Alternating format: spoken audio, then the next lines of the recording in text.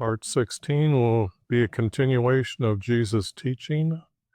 Let's see if I can get back to what I was doing here. Okay.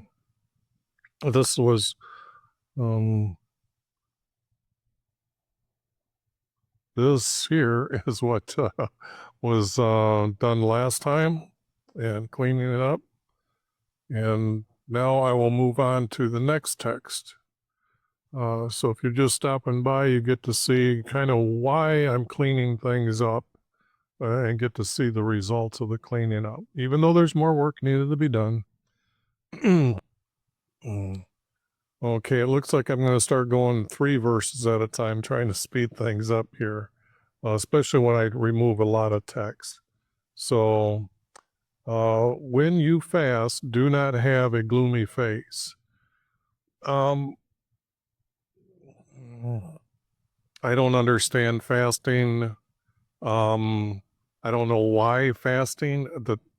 It's mentioned in the Old Testament, but it didn't make the cut when it came to YHVH'S everlasting promises under his hidden format. That just didn't show up. So, but I know people fast, but why are you fasting? But I'll leave it here. When you fast, do not have a gloomy face. Not whenever, when you fast. Hypocrites do this, neglect their appearance in order to be seen fasting, and truly I say they will have their reward in full. It's in other words, it's countering what Jesus is saying when he says stuff like that. They will have their reward in full. There's no, your fasting is more about what you're eating and not eating. So the thing here is that doesn't get you to heaven, okay? And when you fast, anoint your head and wash your face. You do not anoint. You can't anoint. The anointment is only for the priest. They don't exist anymore. So there's no such thing as anointing your own head. And Jesus would know this. And that'd be seen, and your Father would see you, watches you in secret. No, a lot of this is not needed. Our Creator, our Father, is watching you. So to go and run through all those verses and get rid of them, it has to be verse 16 through 18 is where it goes. I don't know how else to substitute how to get there to where only one part is 16 and the next part is 18, other than making it like this. When you fast, do not have a gloomy face. Our Father is watching you. Do not lay up yourself treasures upon earth. Well, you can't gather yourself treasures, or no. I got ahead of myself. Do not lay up treasures upon earth, for the moth and the rust will destroy it, and where thieves can break in and steal. This is more or less about gathering more wealth than what you actually need, okay?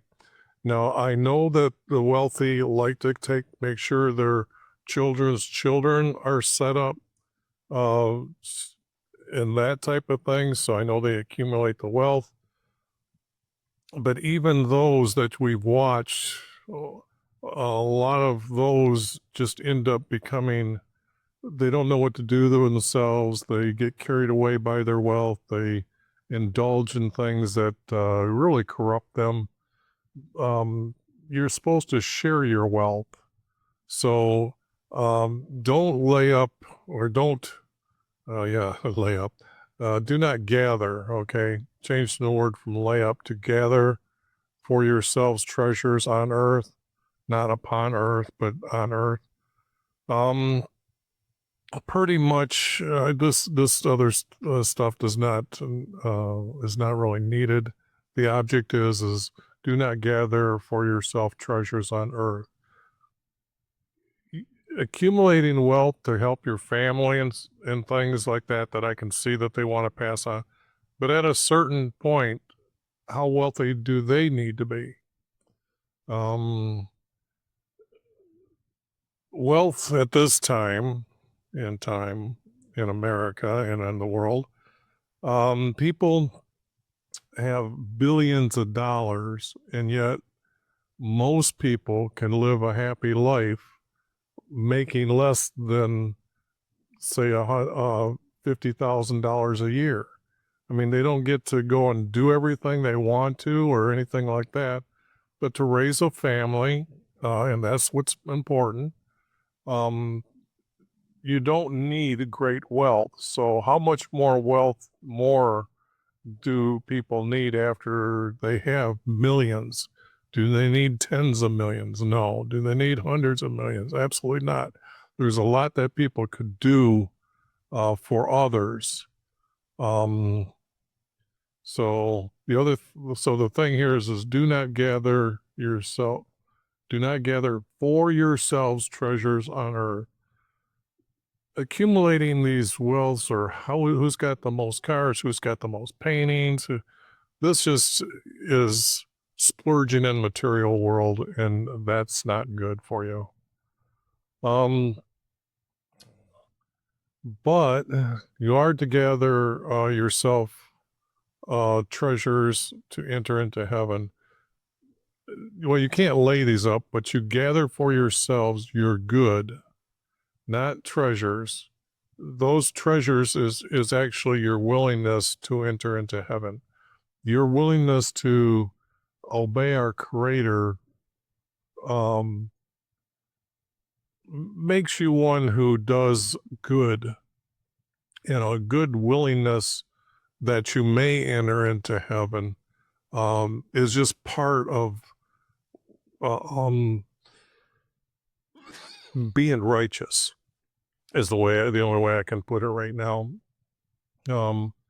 So gather for yourselves your good willingness to enter into heaven.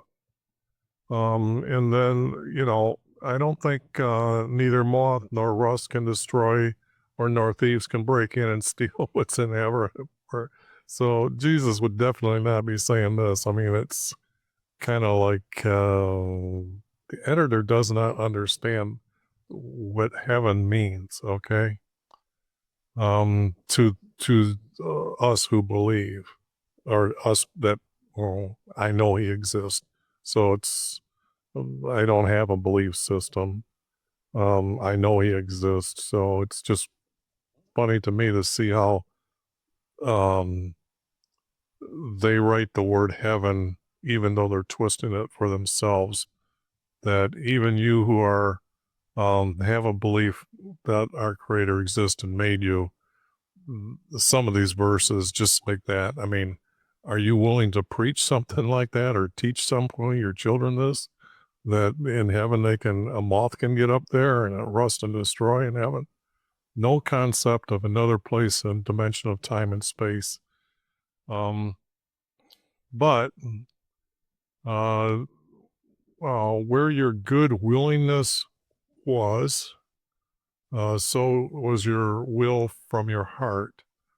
In other words, these treasures that they want to put in has to be your good willingness. I mean, when you're trying to put these verses together, a treasure just doesn't have the best relationship of understanding your willingness to enter into heaven is by your goodness, that you're willing to do your righteousness. Your righteousness produces your goodwill. Yeah, I think that would be a more correct way of me babbling on here about the difference. But and it is coming from your heart. It does in your mind, but like I was saying, your heart does play that relationship with feelings. So where your good willingness was, the act that you had already done that, and it can be seen later or thought about later. so was your will from your heart. And Jesus is just trying to teach you that that this is where it come from your heart. So your treasures, so was your heart, will from your heart. No, the word treasure just is wrong. The lamp of the body is the eye. No, your goodness is like a lamp. What causes people to look to you and say you're different because you're obeying our Creator and you're not involved in the secular world, well, the way they live. Um, it's a goodness. It's that's what they're seeing all the time, and they don't understand. You go to help somebody, you go to show some on something, you take your time out to help or to teach, um, even say that you have a skill, okay, and you're getting paid for that skill. Others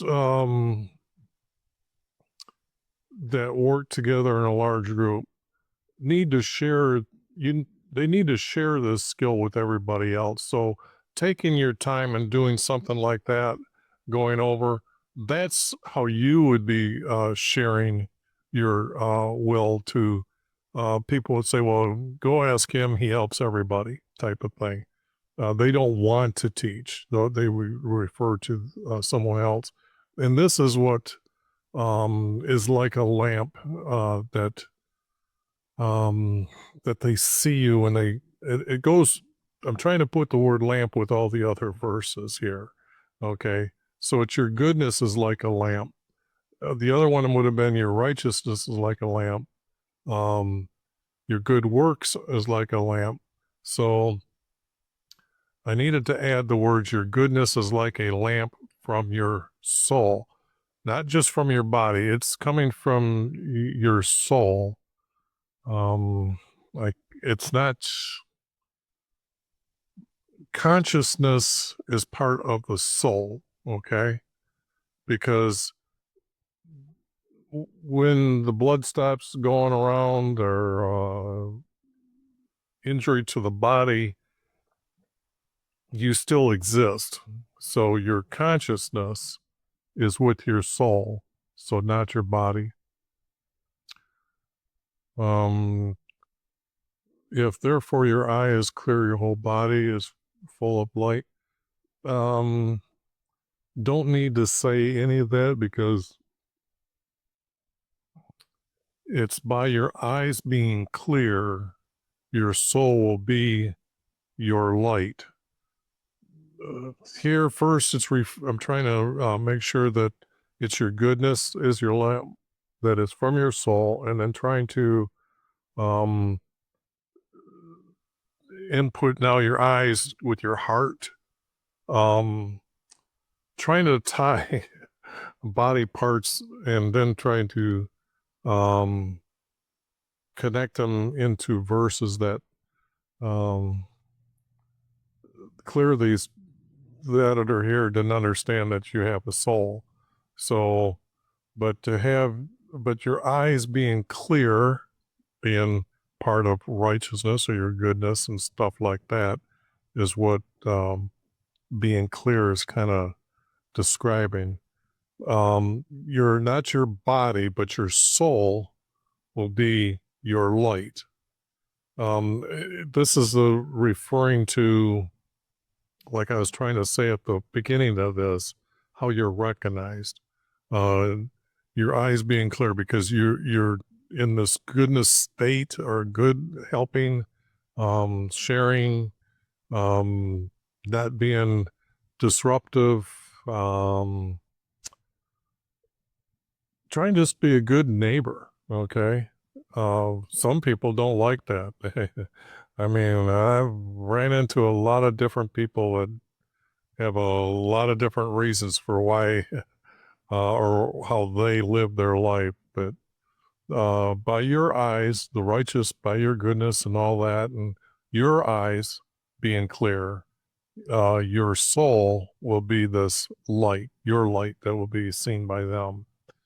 Your goodness is like a lamp from your soul, but your eyes being clear, your soul will, by your eyes, I was going to say, what did I read the word but for? By your eyes being clear, your soul will be your light.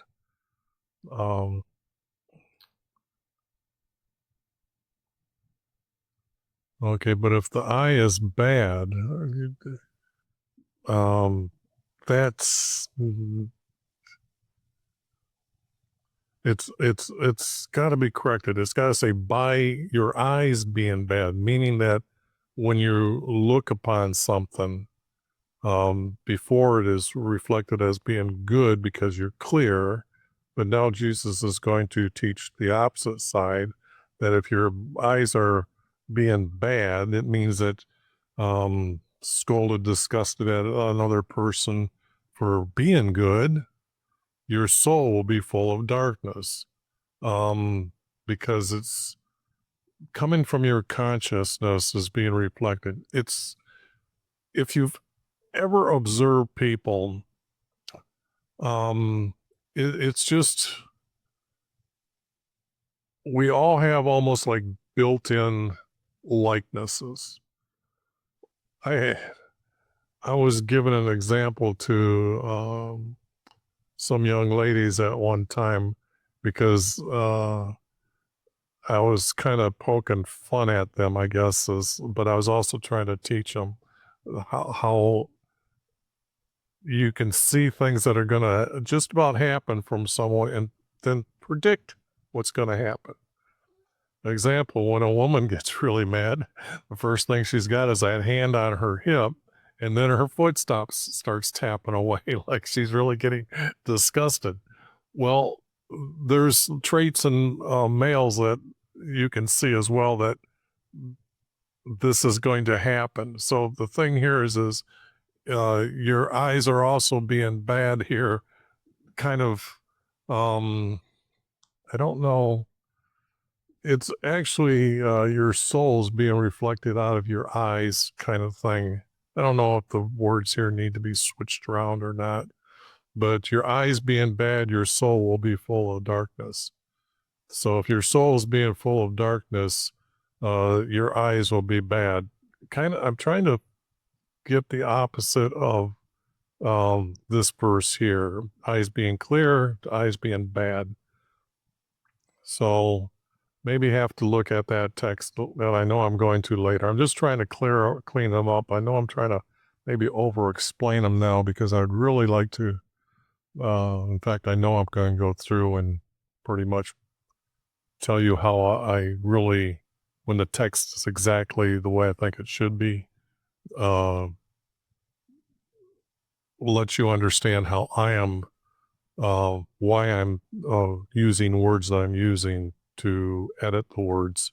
So when others reading it, they bring that belief up to a trust that they are true as I can get them, and the true truths are repeated over and over by other good people. That's how you recognize good people and use the word good and people together. Okay. So, no one can serve two masters. Okay. Didn't change that.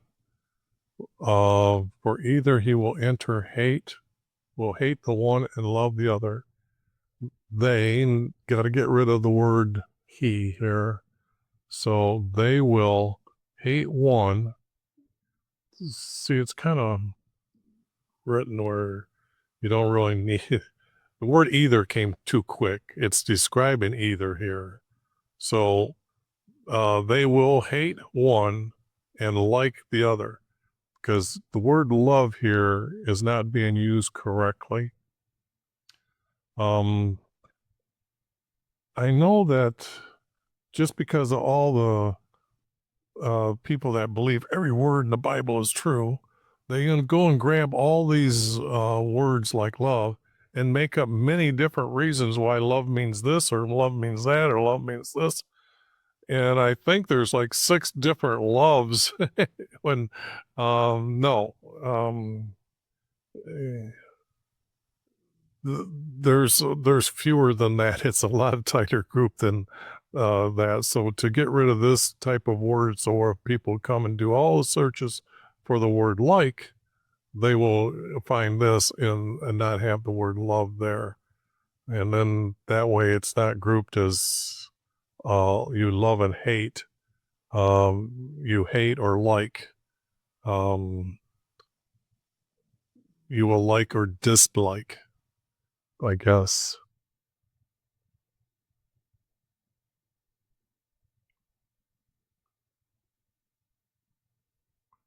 Yeah, let me put dislike here. That would be because if I was just thinking what would happen if you do a search for hate, and well, we want to have the closest opposites here. Like and dislike would be better.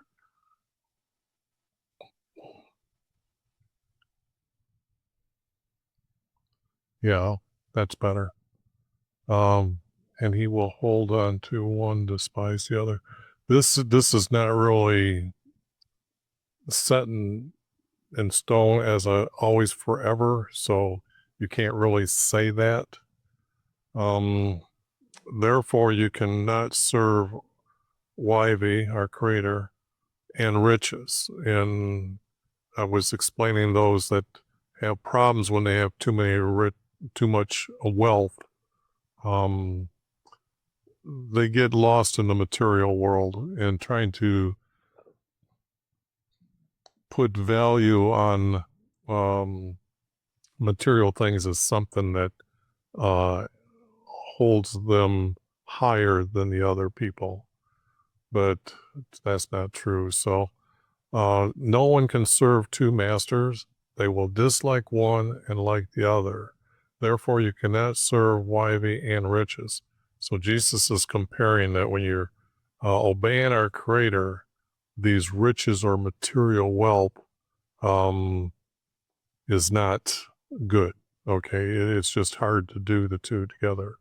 So the thing here is I'm sure that way is somebody that's rich and helping a lot of people, not really caring about how much money they give or how much money they give away. That isn't who we're talking about here. And whatever the word mama was, it can be easily described as material wealth, I guess, is this here. I use the word riches because it's an overabundance of things that take you away from our Creator. So these are the verses here that are cleaned up. Whoops, wait a second. Dislike. I gotta put that here. And I want to take this and add it with the other text I got running.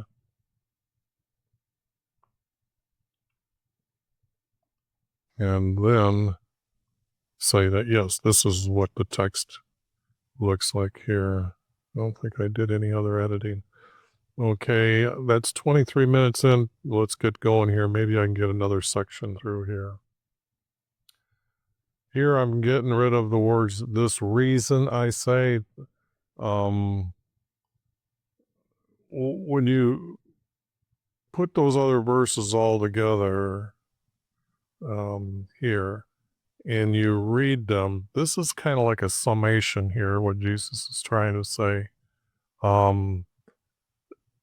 of things, of why you're supposed to do good and not have, or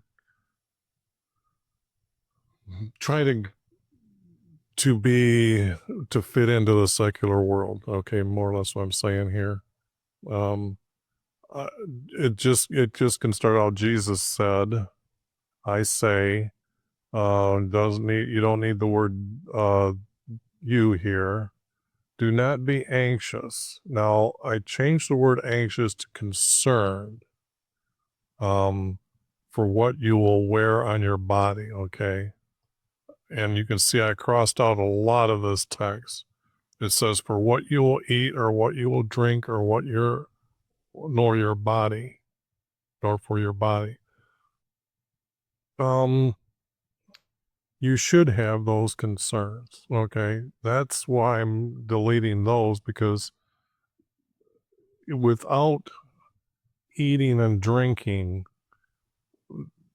that is a must. It is a must action every day for people. So it is something that you're concerned, you're not anxious about it, but you have to have that concern.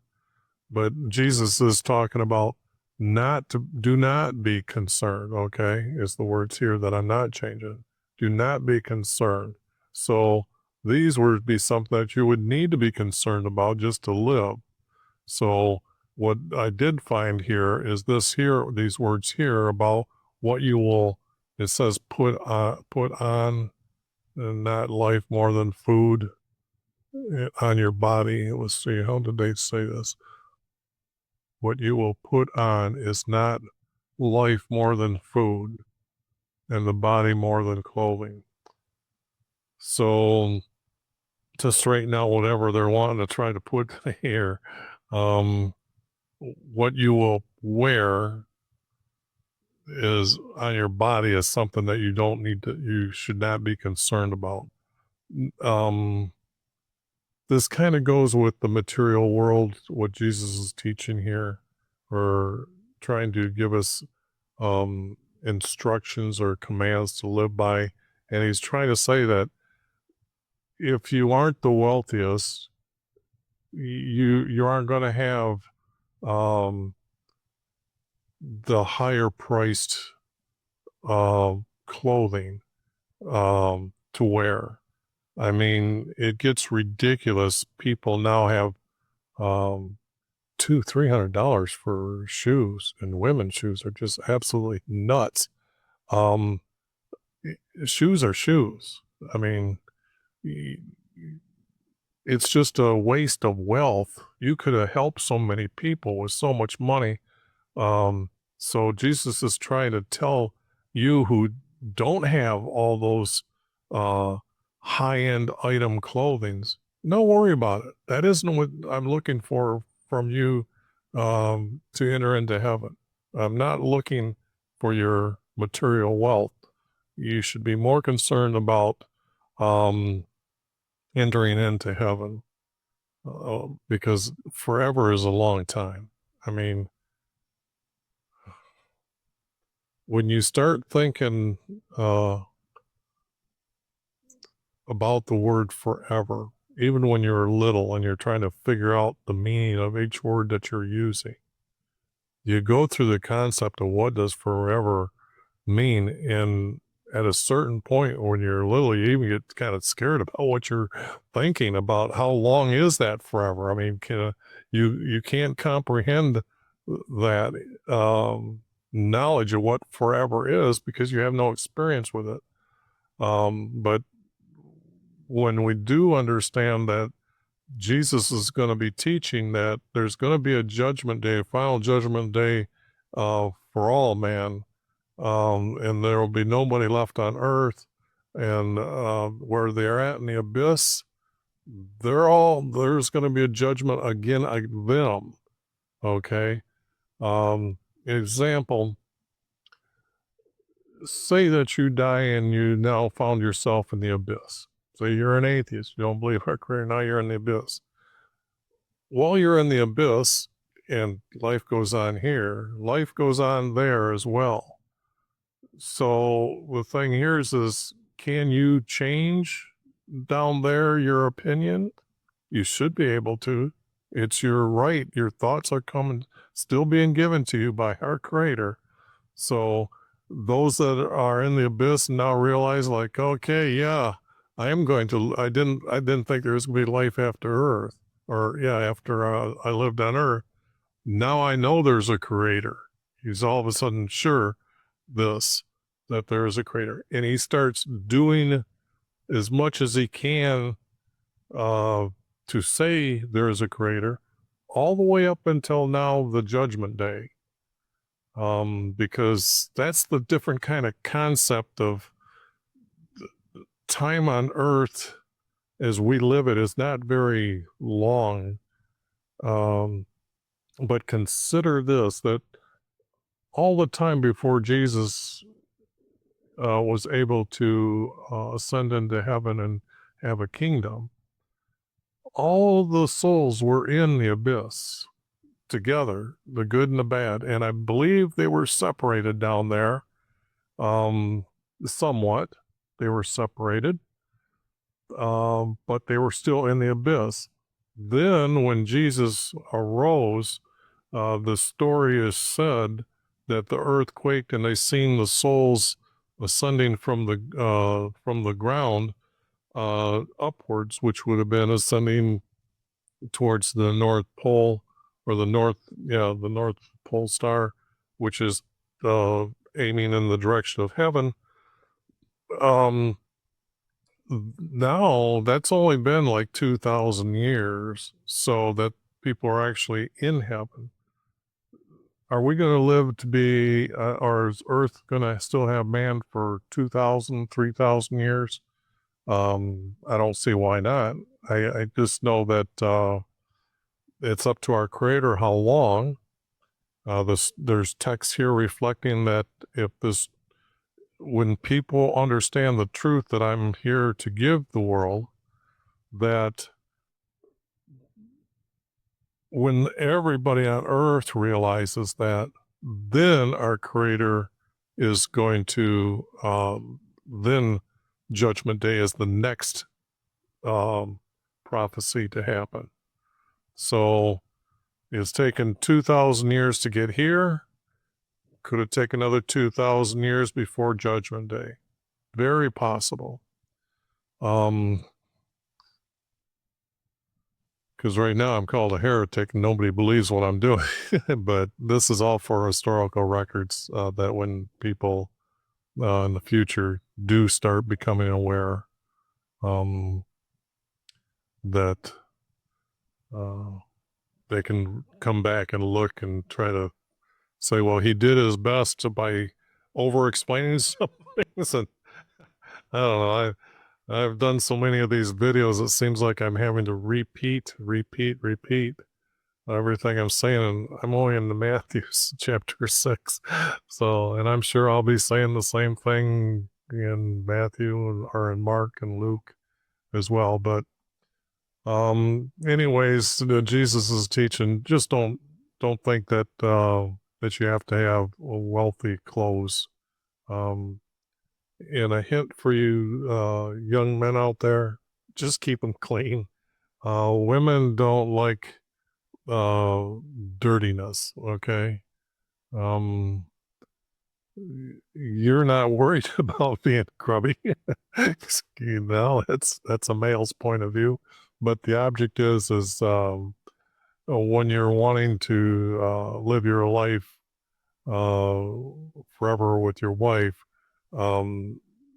she's at the beginning.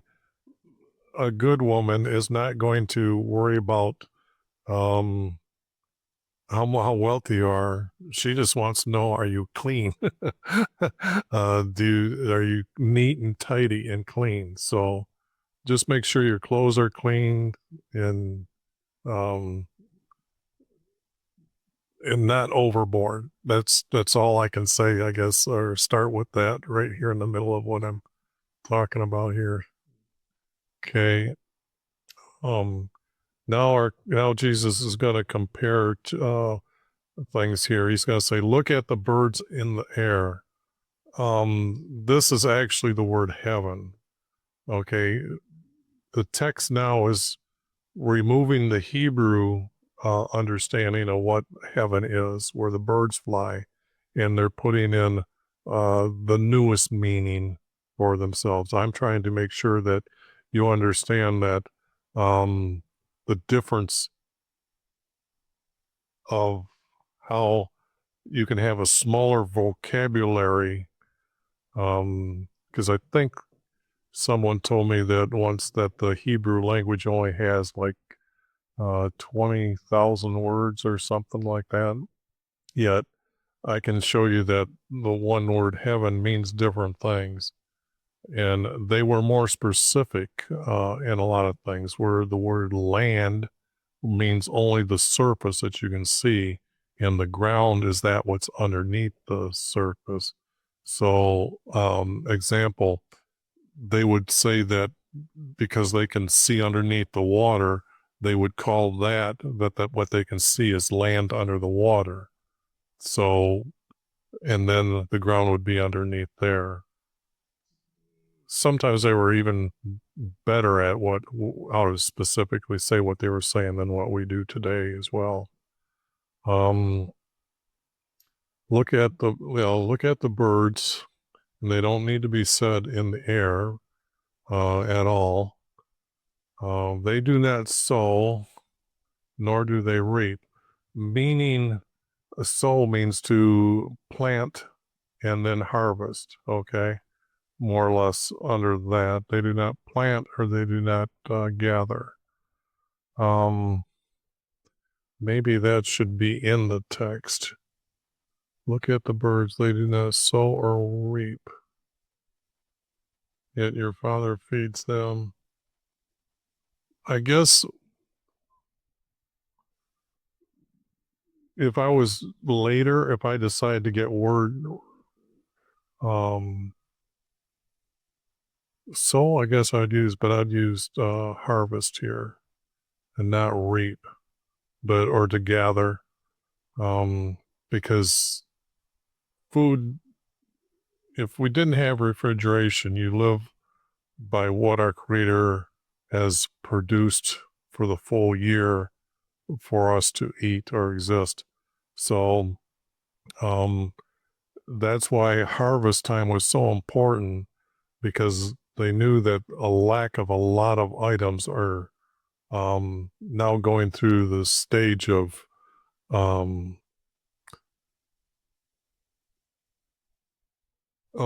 having to die off and regrow. So this time out period, um, we realize we need to harvest things and hold on to things. So, um, so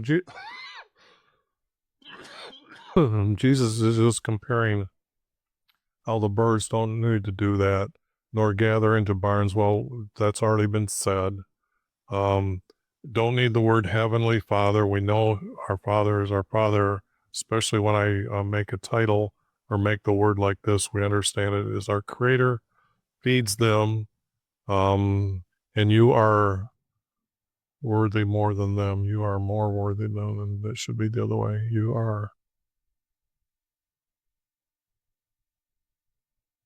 are more.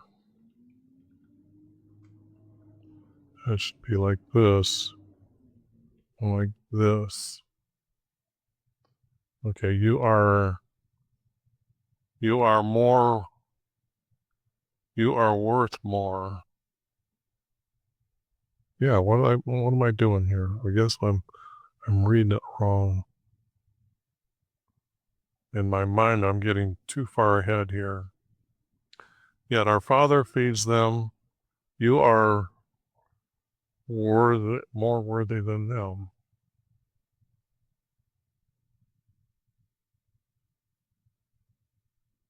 Oh, need apply here.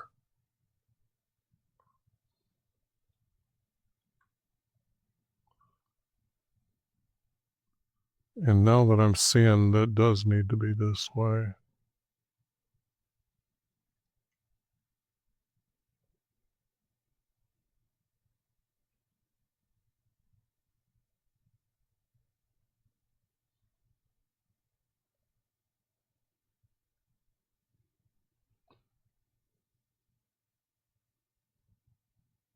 You are more worthy, I would say, to him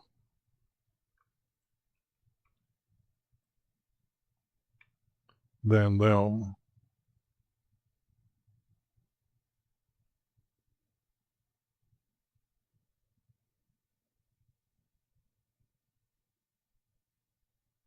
You are more worthy to him than them.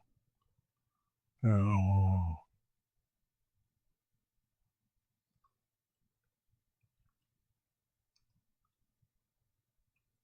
Well, okay, I'm trying to do too much correction here, but the object is yes, that cleans the text up a little bit better here.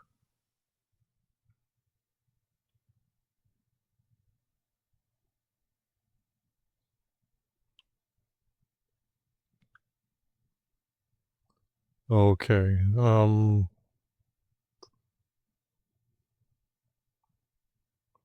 looking to see how much farther to go, and I guess I should call it quits about now. Yeah, I'll stop here and I will continue. I'm not sure if I'm going to start off the new verse or new text. Yep, I got thinking to do here. Okay. Again,